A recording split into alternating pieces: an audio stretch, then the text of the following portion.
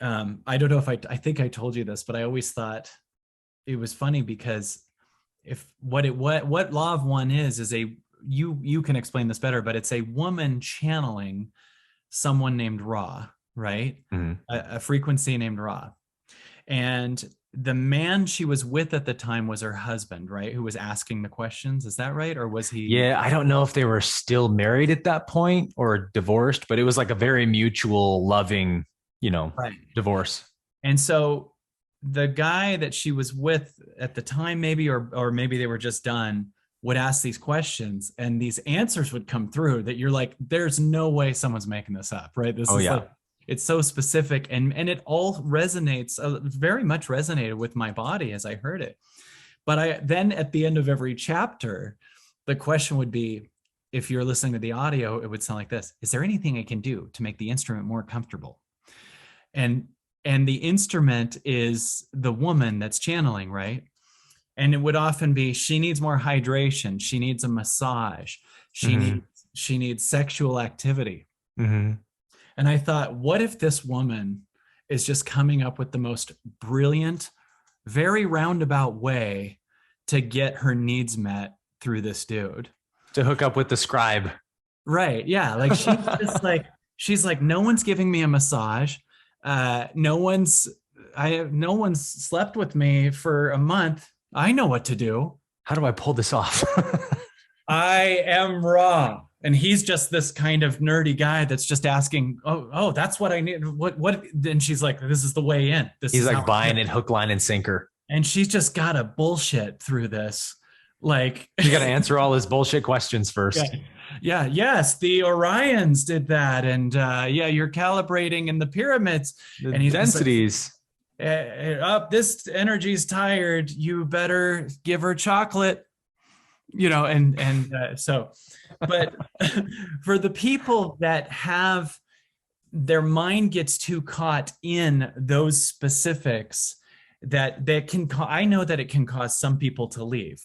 I remember once showing Bashar to someone a long time ago, and they had inner questions, but because they got caught in the what UFO is this, and how many soul children do I have, and these questions that kind of, Yeah. that they left the whole thing.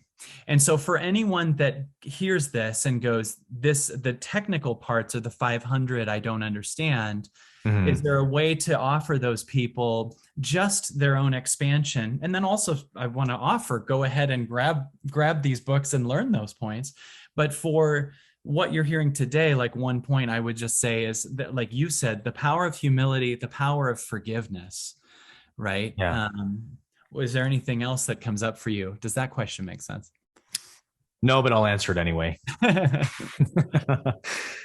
This is why I love A Course in Miracles. And I always say that ACIM and the Law of One are perfect dance partners, because it's as if the Law of One lays out the map of the universe. And it's like, this is the game you're playing, right? These are the rules and stuff.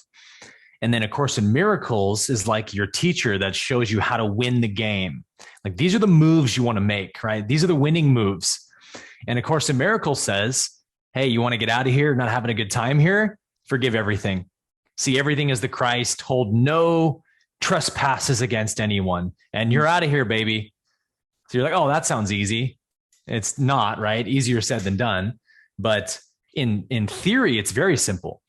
It's sort of what I touched on a minute ago. It's that if I'm truly engaging with reality in any way that's making it my enemy, if I'm at war with reality in any way, which means people a lot of the time, then reality will look at me after my incarnation and say, close, but still need a little more experience, because the whole point of this game you're playing is to understand how reality really works.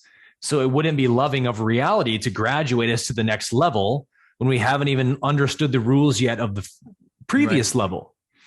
So really, Ross says we are here in third density for something they call the choosing, which is to decide which polarity we want. Do I want to be a positively polarized being or a negatively polarized being?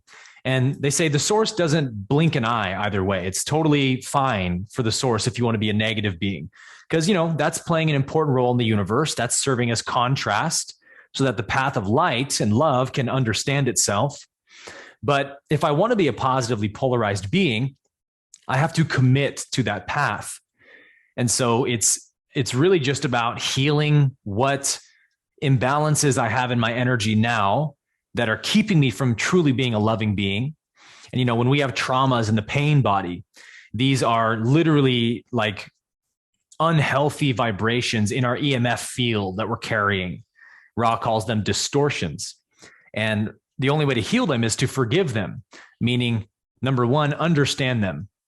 So like if I have a trauma from my past, let's say I was abused, right? This is always the number one example. How do you ever expect me to forgive my abuser? That's ridiculous. It was wrong what he did.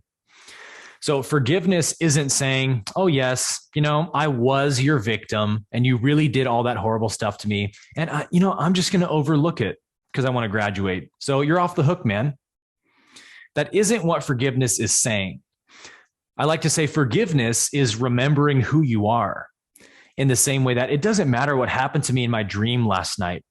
Upon awakening to who I really am, upon awakening to my higher self, I don't suffer anymore. I just say, well, that wasn't real. It didn't ultimately happen to what I am. I am eternal. I am immortal. I can't be harmed. So if someone abused my physical body, well, that was their own negative karma being acted out. And if I don't want to be involved in that person's negative karma, I forgive them. Meaning, obviously, I know that what you did was an act of insanity. Nobody who's sane, filled with love, is capable of doing that. So because I see that, I forgive you. Meaning I'm looking now from a higher point of view where I've elevated my sense of self to a universal sense that is way above those things. So it's the ultimate act of empowerment and the ultimate testament to my true strength and power. It isn't playing a victim role and conceding to someone who did something to me. It's just seeing the bigger picture, right? It's amazing to think, until you said this, that we've all associated forgiveness as saying the act is fine.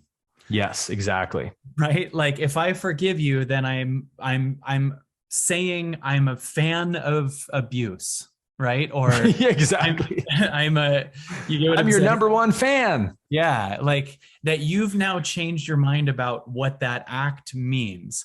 And it's obvious that as you go up inside of your heart, that forgiveness is your untying not only yourself from it, but the you that was tied to it. Yeah. Like you have to purge a level of yourself, right?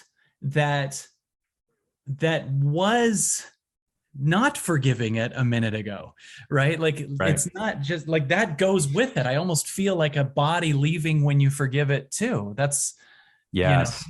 I weirdly this morning felt forgiveness for someone that I thought I had, but I was like, you know what? I'm forgiving this person completely.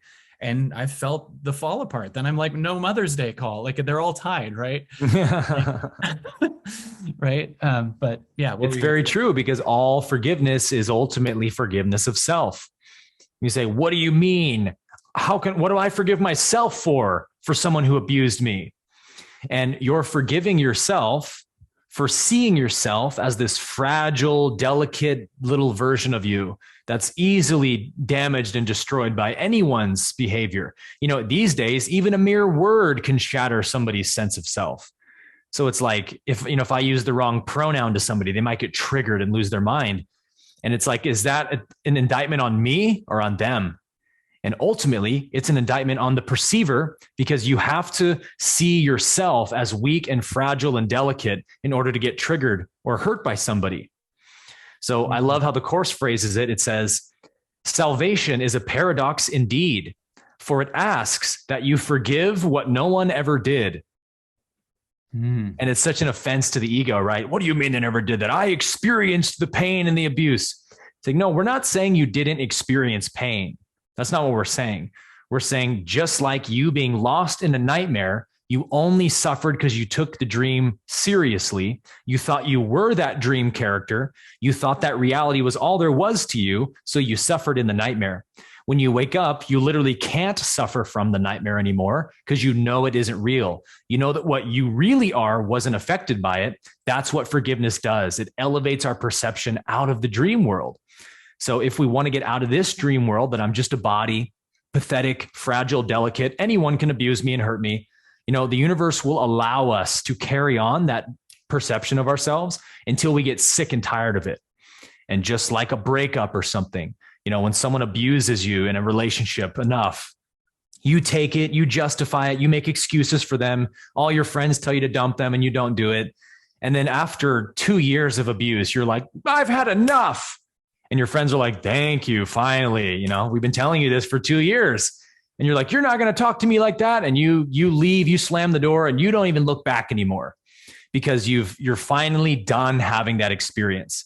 It's like, that's kind of how salvation works, right? When you're truly done being a victim, when no part of you actually wants to be a victim, then you aren't a victim anymore. You're empowered. People just don't know that parts of them wants to be a victim. They think that there's a specialness in being a victim. Who would I be if people didn't pity me and see me as, this pathetic, sad, oh, life's so cruel to you. That's my identity. Okay, so I want to be a victim. I have to see that. When I truly don't want to be anyone's victim, the shift has happened. This is why we love hero stories in the movies, right? When James Bond is tied to the chair and the guy's like punching him and beating him and is like, tell me the information I want. And he's like, and he spits on him. You're not going to get me to talk. And he doesn't cave, right? We all go, oh, wow, what strength to not cave under the pressure. It's like, can you see that that's what your true nature is? Your true nature isn't affected, doesn't cower to fear in any way. And as soon as you know that that's your true nature, you want it. You want to experience that fearless, desireless aspect of who you are. We only play small ball because we don't know who we really are and what's available. Right. This is so good, man. Just taking it in. Just drink it in, man. Yeah.